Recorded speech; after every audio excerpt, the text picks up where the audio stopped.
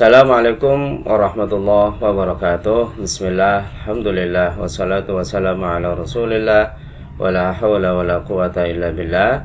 Teman-teman semuanya, pada kesempatan kali ini kita akan mencoba melihat beberapa tanda dari kalimat isim, sehingga nantinya pada saat kita melihat atau membaca sebuah teks yang berbahasa Arab, kita sudah bisa melakukan proses identifikasi, melakukan proses tafriq, pembedaan antara jenis kalimat isim maupun kalimat fi'il. Dan untuk tanda-tanda kalimat isim ini nanti bisa kita lihat dari sisi kata itu sendiri, di mana ada beberapa bagian yang memang perlu untuk kita perhatikan.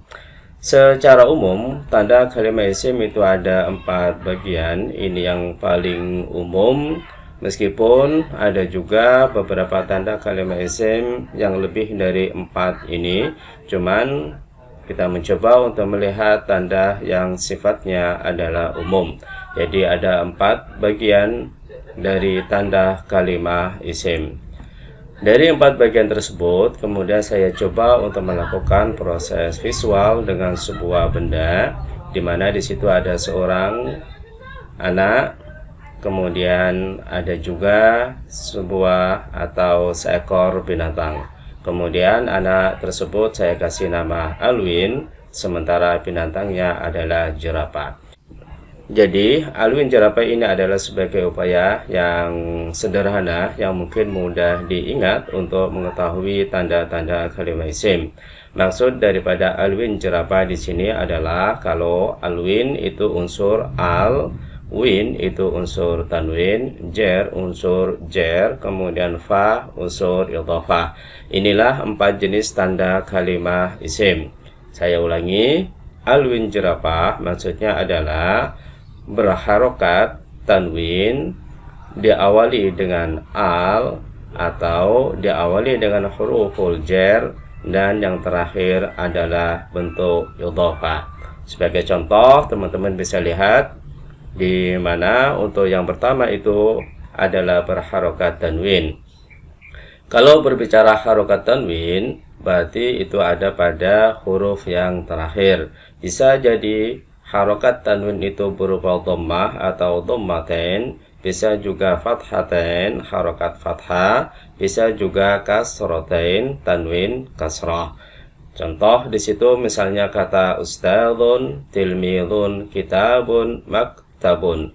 Walaupun kita tidak mengetahui arti masing-masing kata tersebut, pada saat kita sudah melihat akhir huruf tersebut berharokat tanwin, maka bisa dipastikan kalimat tersebut masuk kategori kalimat isim.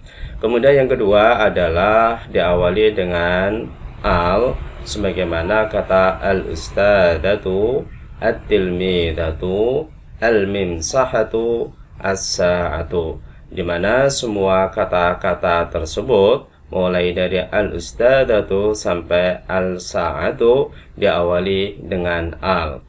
Dan perlu diingat juga bahwasanya antara tanwin sama al itu tidak bisa menyatu dalam satu kata. Dalam artian, jika suatu kata tersebut sudah ada alnya, maka tanwinnya harus hilang. Pun sebaliknya, pada saat ada tanwin pasti tidak akan ada alnya. Kemudian yang ketiga adalah diawali dengan huruful jar, yang banyaknya itu kurang lebih ada 20.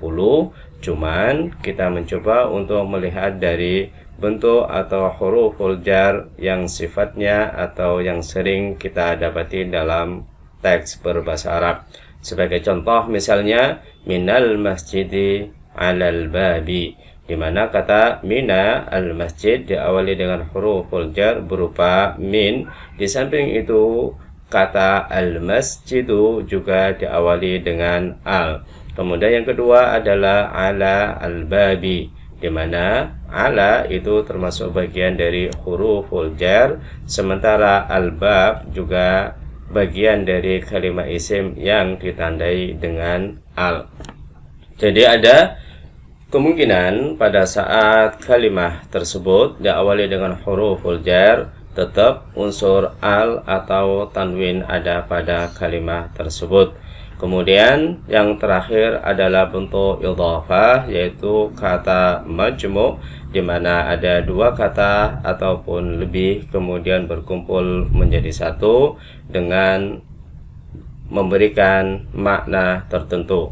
Misalnya kata Abdullah, kemudian kata Rasulullah, kemudian kata khairun nas, di mana kala Abdullah ada kata abdun, kemudian Allah, Rasulullah, Rasulun sama Allah, khairun nas ada kata khairun sama an-nas. Untuk kesemuanya itu insyaallah nanti kita akan uraikan dan kita bahas pada bagian-bagian yang lainnya. Itu saja mungkin yang bisa saya sampaikan untuk saat ini, dan insya Allah akan kita lanjutkan dengan materi-materi yang lain. Akhirnya, wassalamualaikum warahmatullahi wabarakatuh.